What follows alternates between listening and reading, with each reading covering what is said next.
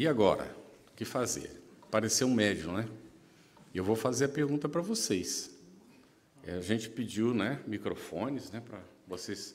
Vamos fazer uma interação aqui. Pode ser? Então, quem quiser falar, primeiro tem que pedir. Agora, deixa eu só explicar aqui, olha. A hora que forem falar, né, o microfone vai estar ligado, coloque bem pertinho do queixo.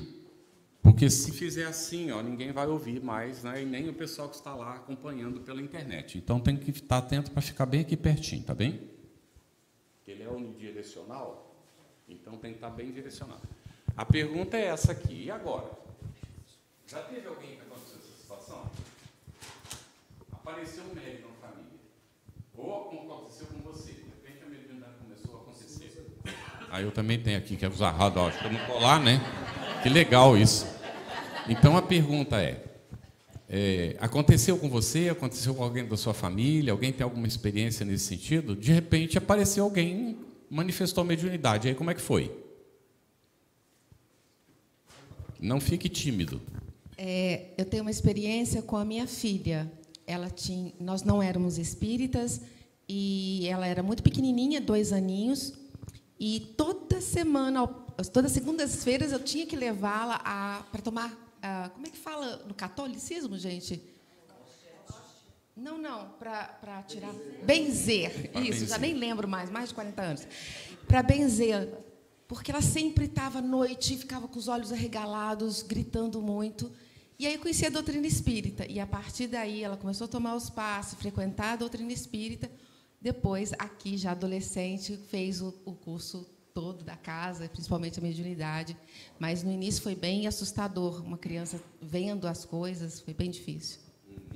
Vocês viram que já apresentou, a Valquíria já apresentou, não é? Como é que foi encaminhada a situação, tá certo?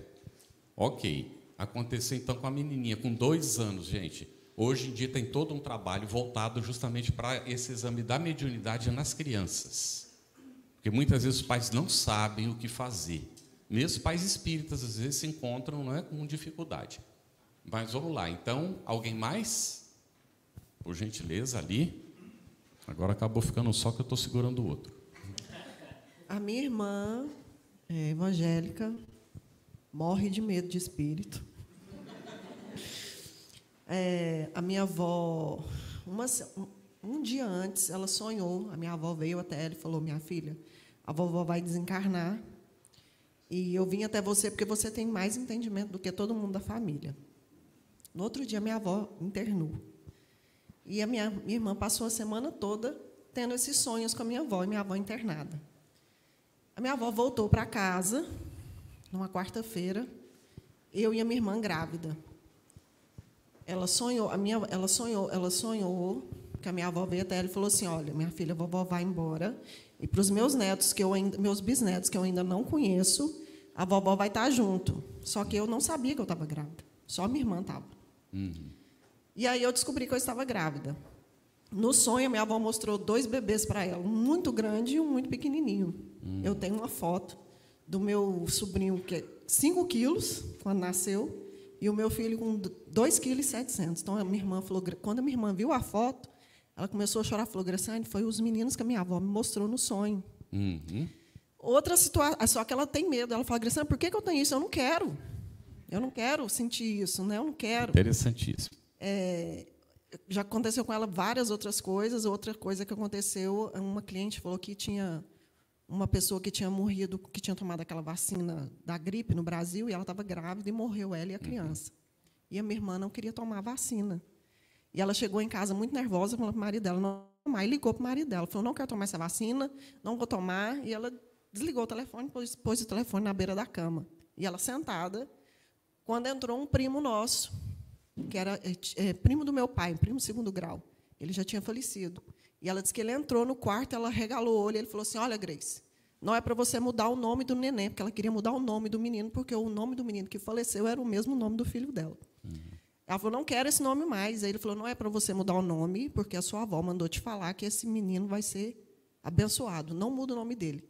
Quando ela piscou, ele tinha sumido e o celular dela estava desligando a luz. Então ela falou, Graciane, eu estava acordada, ele entrou no quarto, eu não quero ver isso. Então, assim, ela não entende, a gente tenta explicar. Hoje ela entende um pouquinho mais, mas ela tem muito medo ainda. Uhum. Olha que interessante, gente. Não é? E aí é que a gente tinha conversado. Não vai perguntar se a pessoa aceita, se ela é espírita, se ela acredita ou não. Vai acontecer. Aí está, não é? E aí, como lidar? Ela vai ter que ir encarando isso, né? Porque vai continuar acontecendo. Inclusive, é importante que a gente fique atento a isso, porque tem gente que, às vezes, tem uma experiência. Né? A gente cita esse exemplo no livro Trabalho Mediúnico. A pessoa vai passando e vê a cadeira de balanço balançando, que era a que a avó sentava sempre, e aí olha e a avó está lá sentada, balançando. E aí fica toda apavorada, aquela coisa toda. Nunca mais vê nada. É médium a pessoa? Ela é, mas não é ostensiva. Tá certo? Porque não aconteceu mais nada. Agora, a sua irmã, ó, as coisas vão se repetindo, vão acontecendo. Tudo bem, gente? Isso vai evidenciando para a gente, não é? Que a gente precisa, inclusive como espíritas, aprender a lidar com essas coisas para poder ajudar as pessoas que são da família, às vezes conhecidos, que nos buscam, não é? Em relação às problemáticas que vão acontecendo. Mas vamos lá. E aí, como é que... Né, tem algum outro tipo de solução? Alguém tem alguma ideia de uma solução que poderia apresentar para a irmã dela, protestante, que tem mediunidade ostensiva e que não aceita? O que mais pode ser feito? Vocês têm alguma ideia de o que mais poderia ser feito?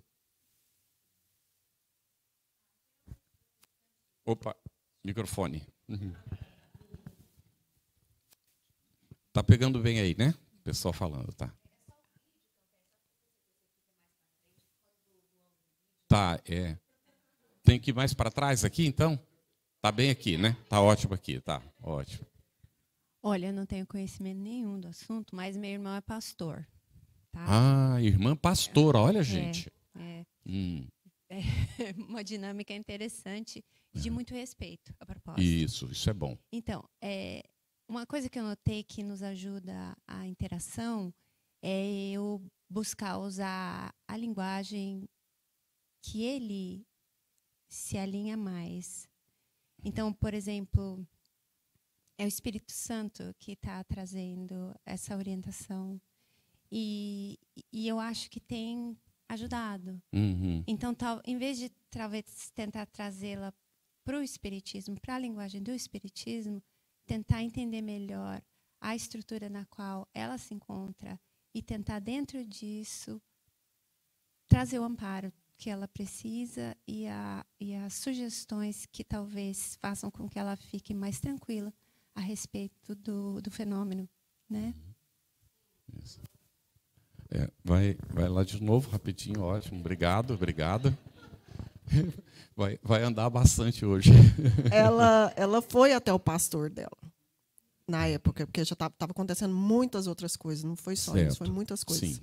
E ela estava muito apavorada, e ela foi até o pastor pedir orientação. Uhum. Só que ele falou uma coisa para ela que ela achou ruim. Uhum. Ele falou para ela, não, isso é coisa do demônio. Isso é coisa do demônio, você não pode aceitar isso, você não pode acreditar porque o demônio se fantasia da pessoa que você gosta, aquela coisa. Só que, assim, a minha irmã, ela tem um entendimento. Eu nunca forcei ela a nada, a gente nunca forçou, mas ela escuta muita gente. Ela acredita. Ela fala, Graciane, eu não quero ver, eu tenho medo.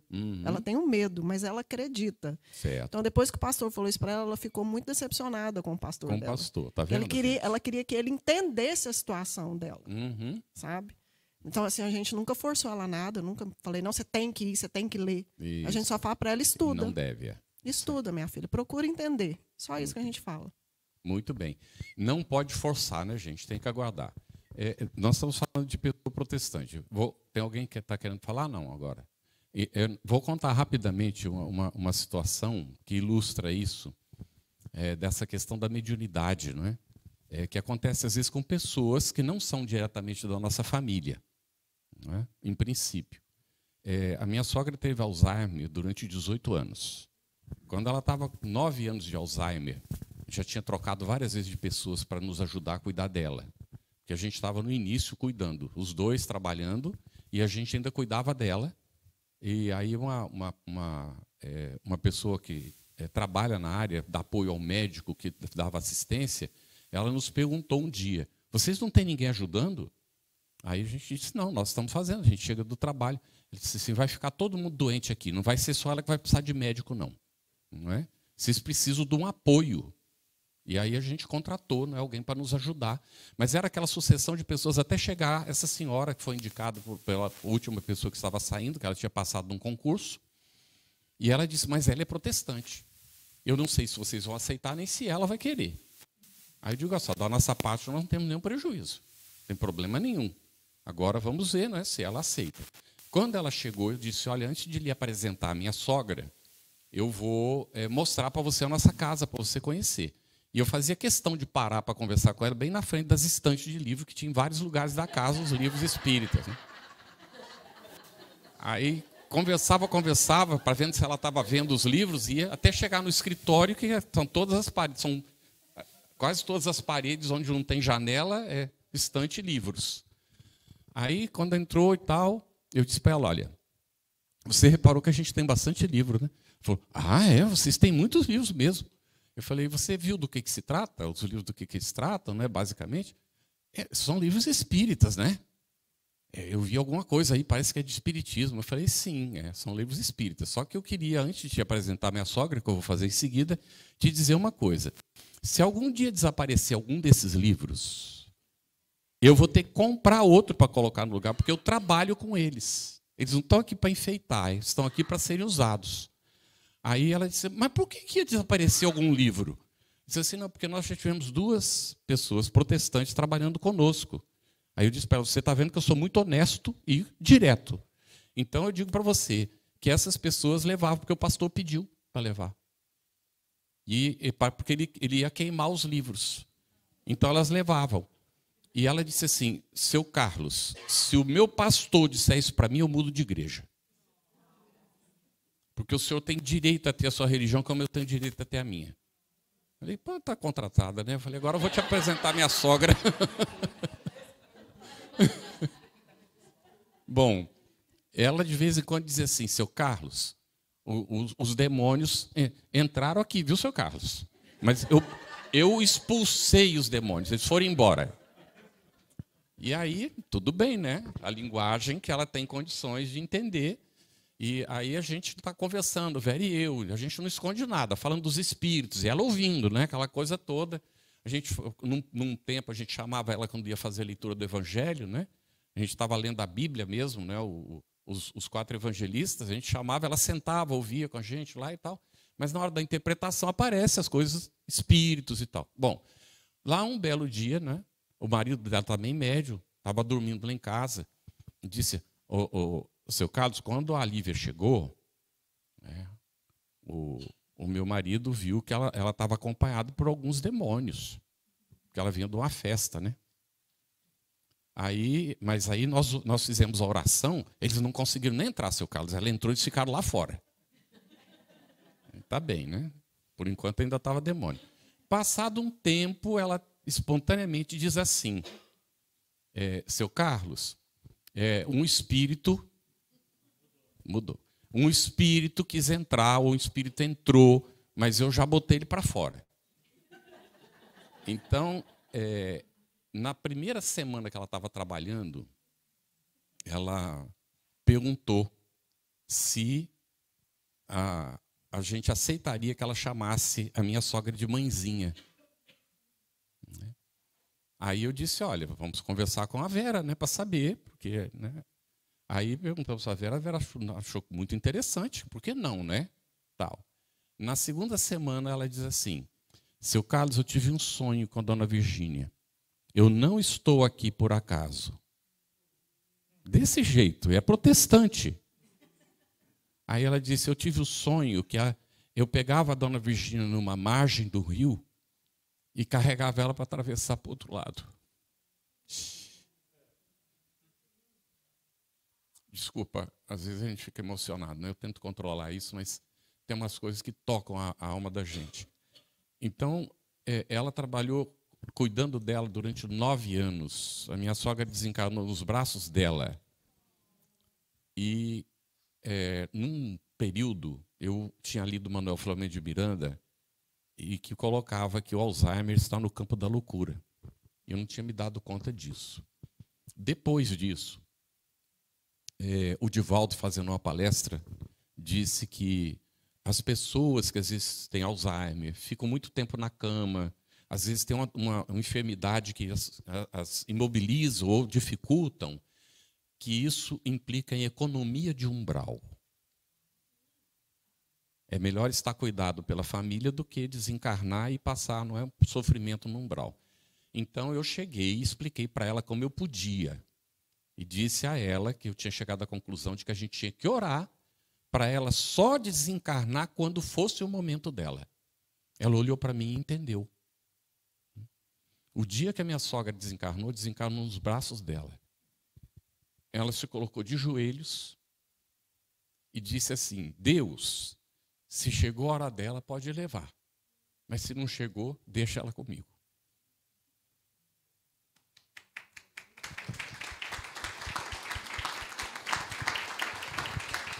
Mediunidade impressionante, protestante. Hoje a gente vai a Brasília, a gente não pode deixar de ter contato com ela porque ela se tornou irmã da minha mulher. Então, gente, esses dias a gente foi a Brasília, ela estava conosco em casa, e eu disse para ela, você sabia que você é parecida com aquelas pessoas da Bíblia, lá de trás? Ah, seu Carlos, não faz nem 10 dias que o pastor me disse que eu sou uma profeta, igual aqueles lá do Antigo Testamento.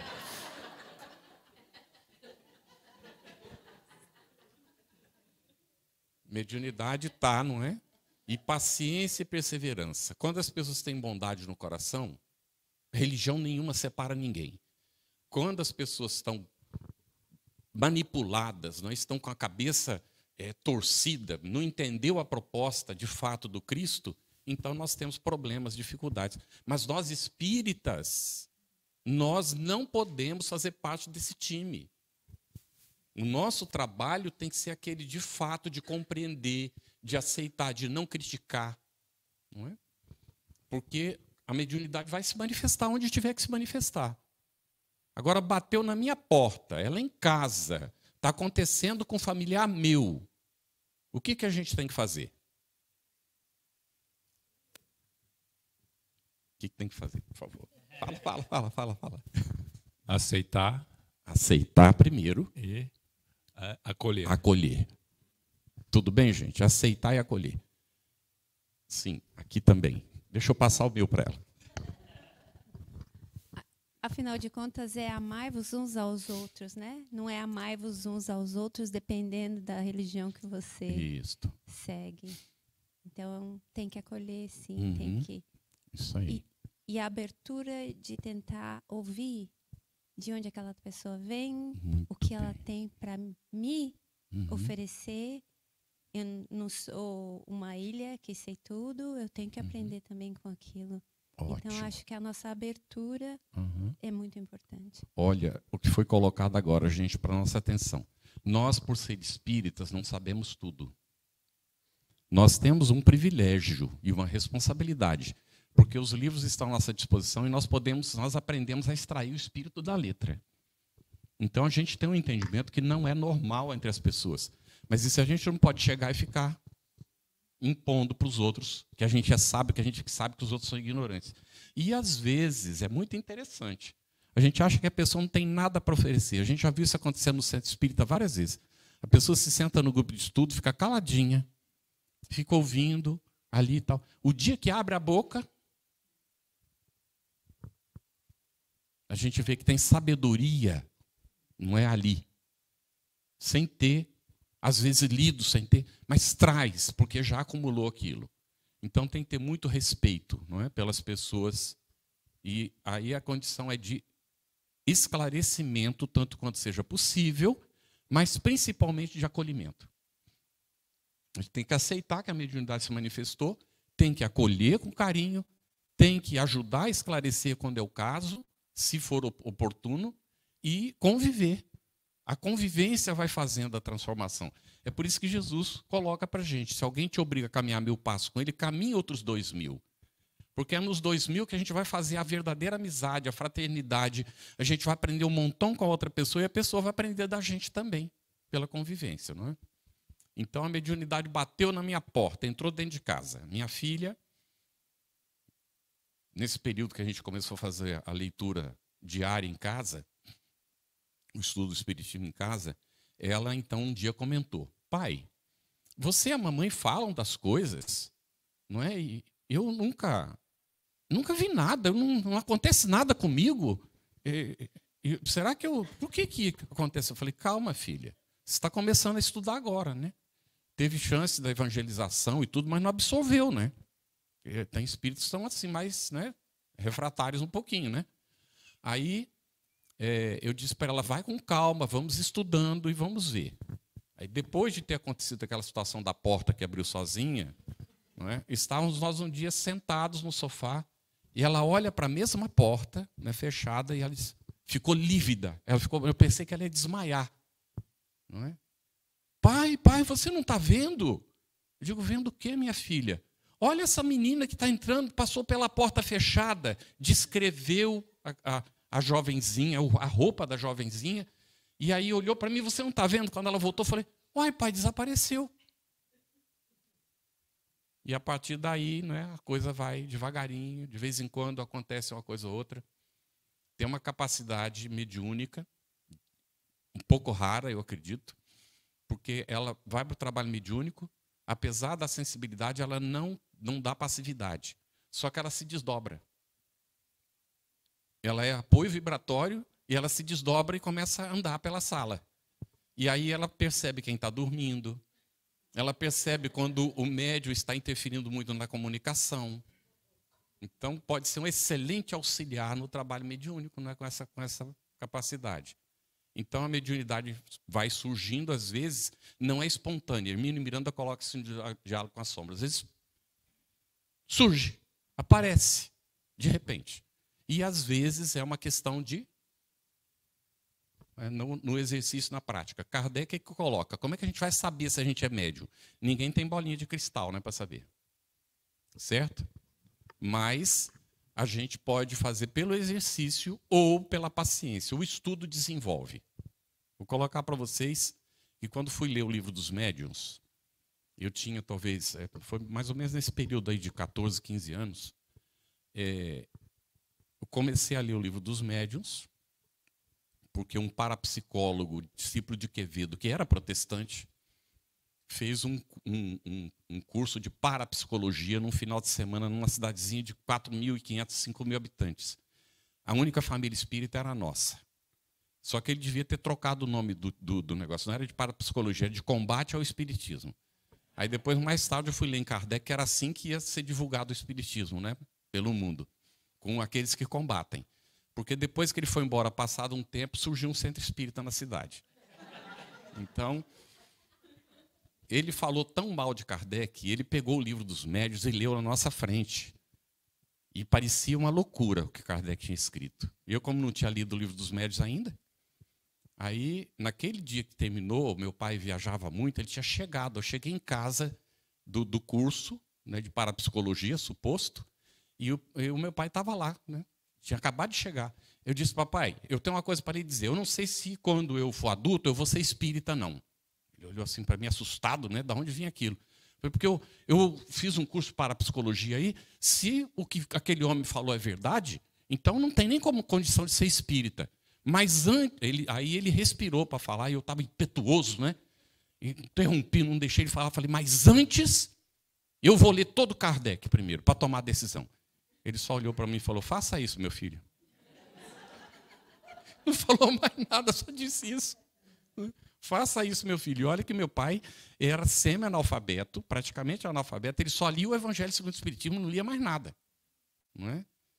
E só mais tarde é que ele veio, realmente, depois que a gente aposentou ele, porque ele não se aposentava nunca, a gente aposentou ele, ele começou, então, a ler com mais frequência. Né? E então... eu fui ler Kardec mesmo. Já tinha lido alguma coisa, vivi com a tia 1 ano, ela tinha me apresentado os livros de Kardec, André Luiz, eu li o que ela não tinha nem a coleção toda de André Luiz. Isso entre mais ou menos pelos 10 anos. E aí, então, comecei a ler Kardec, de ponta a ponta, depois desse curso para psicologia. Quando chegou no livro dos médiuns, começa a ler, as letras começam a sair do lugar. Aí, de repente, as linhas começam a trocar de lugar. Eu digo, não tem condições de ler. Não tinha centro espírita, não tinha com quem conversar sobre o assunto. Então, eu falei com o meu mentor espiritual. Falei, me ajuda, como é que eu faço? Eu quero ler e não... Fica aquela dança de letras e de linhas na minha frente, né? Aí ele disse assim para mim, pega André Luiz. A hora que começar a embaralhar aqui, leia André Luiz. Aí, a hora que você sentir que está bem, volta para o livro dos médiuns. Quando eu terminei o livro dos médiuns, eu estava em Obreiros da Vida Eterna. É o 4º livro, né? Só que depois que eu terminei o livro dos médiuns, nunca mais aconteceu, porque eu aprendi no livro dos médiuns como controlar isso. Então, eu nunca pegava para ler o livro dos médiuns sem fazer uma prece antes, até que assumir o controle da situação. Porque já evitava o contato do infeliz que estava tentando dificultar. Não é que eu aprendesse como... Olha, ele achava que era se livrar dele, né? E eu também achava que era isso no tempo. Mas era como ajudá-lo. Que ele só foi se afastar de mim depois do casamento muito tempo. Mediunidade em casa. Minha mulher diz que não tem mediunidade, que ela, né, tal, ela é dialogadora, orienta os espíritos e tudo. Aí um dia estou eu sentado na cama, a gente tinha casado fazia pouco tempo, ela entra e diz assim, o que é isso aí? Eu digo, isso aí o quê? Está afundado do seu lado. Não tem ninguém sentado aí, está afundado lá, ó, como se tivesse alguém sentado aí. Ó. Aí eu olhei para o lado e falei, não é que é verdade? Era ele. Então, era uma coisa tremenda. E pelo jeito já nasci com ele. Porque você falou da benzeção. Disse a minha mãe que eu chorava até os 6 meses, todo santa noite, ela não conseguia dormir. Até o dia que falaram para ela que tinha uma benzedeira, que benzia com arruda. Me levou lá, disse que naquela noite eu dormi e não chorei mais de noite. Funcionou.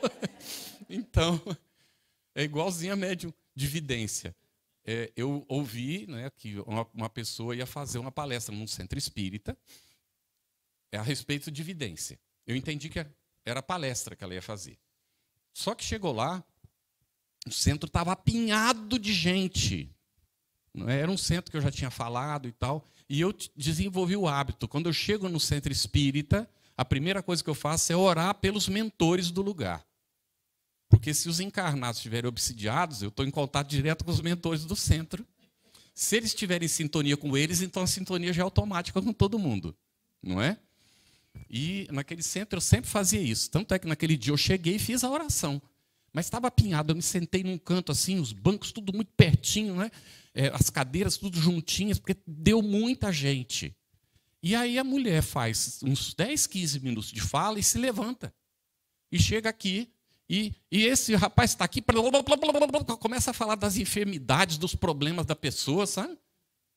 E tal, eu digo, meu Deus do céu, como é que fica, não é? Eu pensei em levantar e ir embora. Mas eu pensei, se eu me levantar agora aqui, uma boa parte já me conhecia que fazia palestra lá, o que eles vão pensar, não é? Eu vou ter que ficar calado. E espero que ela não fale da minha enfermidade. Eu tinha hemorroida na época.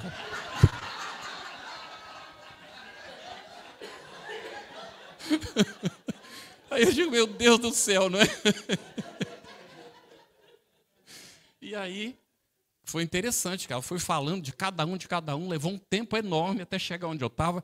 E esse rapaz está sentado aí no canto, eu vejo uma luz dos mentores espirituais da casa diretamente sobre ele e passou para outra pessoa. Era médio de evidência mesmo. Não é? Porque ela viu aquilo que eu não tinha contado para ninguém que eu fazia. Então, médium, a oração é uma coisa fundamental. Descobriu que alguém da família é médium, a pessoa aceita orar com você, programa estabelecido. Tudo bem? E na hora que a pessoa perceber alguma coisa que a incomoda, se puder estar junto e orar, melhor coisa a fazer. Tudo bem? A oração é poderosíssima. Poderosíssima. Tanto é assim que Allan Kardec vai falar dos espíritos que estão sendo assistidos nos grupos. E o que é que ele vai colocar? Que esses espíritos pedem oração. São desorientados, desequilibrados. Quando eles percebem que há uma possibilidade de melhoria para eles, eles pedem para orar para eles. Tudo bem? Então, a primeira coisa. E aí, acolhimento, a gente ter paciência na convivência, respeitar, não é? E levar a coisa, na medida do possível, para algo que seja produtivo. E como é que a mediunidade vai ser produtiva? Raul aqui, ó. Eu já ouvi o Raul falando isso várias vezes. Se a pessoa é médium, ela não é médium no dia que vai na casa no trabalho mediúnico só, não é, Raul? É médium 24 horas e não sabe a hora que vai ser demandado pelos espíritos, porque pode acontecer a qualquer momento. Então, se a gente pode transformar a mediunidade de forma produtiva, a gente vai aprender assim. Sou médium, estou lá em casa, vejo o espírito. O que eu faço? Aí vem a minha filha, né? Minha filha tem umas pegadas boas, sabe? Pai, você chega em casa, entra no seu quarto e tem um homem sentado na sua cama. O que você faz? Eu falei, pai, provavelmente eu vou dar um grito de susto. A primeira coisa. Vou me assustar com aquilo. O que está um homem fazendo? Só que eu vou olhar para prestar atenção. Se eu ver que é um encarnado, eu vou ficar muito preocupado. O que esse indivíduo desconhecido está fazendo na minha cama, não é? E eu vou muito prevenido e tomando cuidado, ficando longe, eu vou perguntar, eu posso lhe ser útil? Não é? Agora, se for um espírito, eu vou me tranquilizar. Porque ele só pode fazer dano a mim se eu permitir. E aí, com toda tranquilidade, ao invés de ficar ressabiado, eu vou me aproximar e vou perguntar para ele, eu posso lhe ser útil? Não é? Sem medo, porque não faz sentido ter medo dos espíritos. Não é? Tem uma amiga, ela viveu com a Cecília Rocha lá na FEB muito tempo. A Tossia Machita, nipo-brasileira. Né? Ela tinha um medo, ela tem até hoje medo dos espíritos. Então, ela morava com a Cecília lá na FEB, num prédio retangular. Do outro lado está o prédio redondo, todo de vidro. Então, à noite, quando o sol ia se pondo, começa a estralar, né? Os vidros começam a esfriar e você ouve aqueles plec, plec. E aí, será que são espíritos? Não são espíritos, Tossi, não é? É o efeito natural da coisa. Aí, de repente, né, acontecia. O pessoal sai todo, vai embora, você olha e ficou luz acesa lá. Ela não ia sozinha apagar de jeito nenhum. Ou alguém ia lá apagar ou ia com ela, porque ela sozinha não ia. Medo dos espíritos. Então, a gente vai examinar racionalmente na proposta espírita, vai ver que não há razão para ter medo dos espíritos. Porque eles não podem fazer dano. Ah, mas J.J. Benítez escreve, conhece, sabe quem é J.J. Benítez? O cavalo de Troia? Ele descreve que eles faziam umas sessões mediúnicas.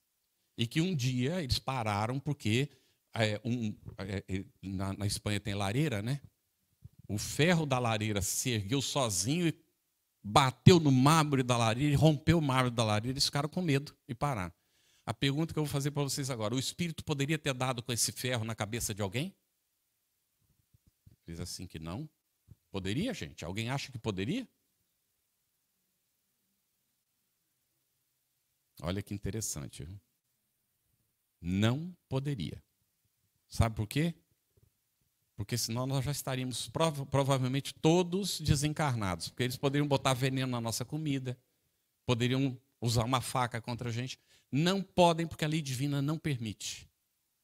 Só que como eles estavam fazendo reunião leviana, que tipo de companhia eles iam ter? Ou uma reunião ser um propósito, poderia nem ser leviana, mas ser um propósito nobre, qual é o tipo de companhia? Tudo bem? Eles não conseguem, eles não têm como. Eles podem até querer, mas eles não conseguem. Quem foi que perguntou? Isso. Eles não conseguem, porque a lei não permite, a lei divina não permite, não é? Eles não podem, espírito nenhum pode fazer dano para a gente se a gente não deixar, e é no campo material normalmente. Mas pode acontecer o que ocorreu com o tio. que foi a razão da nossa família, da parte do meu pai, se tornar espírita. Que a minha mãe, quando meu pai se casou com ela, era filha de Maria. Levava o andor de Maria nas procissões. Então, esse tio, ele estava desenganado com tuberculose. E aí um senhor foi chamado lá, chamado curandeiro, e ele era de fato espírita. E ele curou o tio com passe e água fluidificada. Uma semana depois ele estava na rua andando, né, depois desenganado por 3 médicos. Então, esse tio, ele foi a razão da família toda se tornar espírita. Só que esse tio era fanático. Ele era católico fanático, depois se tornou espírita fanático. Então, aí a coisa complica bastante quando a gente tem o fanatismo. Nós, espíritas, temos que estar atentos a isso. Não é? O fanatismo é um dos piores inimigos de todos nós na humanidade. Colocam quem mais era fanático. Hitler era um fanático. Se vocês prestarem atenção, o que está acontecendo agora, o sujeito que desencadeou a guerra agora, né, recentemente aqui, os países todos foram contra, é um fanático. Então, o fanatismo é um problema sério, sério. O espiritismo não dá qualquer tipo de possibilidade de nós espíritas nos tornarmos fanáticos. Então, tem que tomar muito cuidado com isso e a gente entender uma coisa. Apareceu mediunidade, não tem nada de estranho, ademais da possibilidade de perceber o que já acontece normalmente. Os espíritos estão conosco. Paulo fala que a gente tem uma nuvem de testemunho que nos acompanham. Não é? A gente está fechando o assunto, então é cotovelo a cotovelo conosco. Eles já estão. Qual é a diferença quando aparece um médium dentro de casa? É que pode perceber eventualmente, mas atenção para isso. André Luiz recebeu a orientação de que um médium vidente, um médium com a capacidade magnífica, como Chico, percebe os 20% da realidade espiritual como máximo. Porque senão a gente perderia o contato com a realidade material. Tudo bem? Então a gente nunca vê tudo o que está acontecendo, ou percebe tudo o que está acontecendo. Mas começou a perceber qual vai ser o grande desafio nosso. É saber lidar com isso sem sofrer. E aprender a se proteger. Termino assim. Nosso filho é autista. 36 anos. Estávamos fazendo a leitura em família. Ele sentado de costa para a porta, que era de vidro. A gente aqui, de repente, ele olha para trás e fala, o que é isso? E a gente olhando, não estamos vendo nada. A gente perguntou, o que foi, Daniel? Aí ele se volta para nós e diz assim, graças a Deus. Ele não fala os R's, né? O que foi que aconteceu? Um espírito tentou entrar. E era mal encarado, que ele se assustou. Só que a gente estava justamente no momento da leitura de prece, ele chegou lá na porta, mas não conseguiu entrar, foi embora.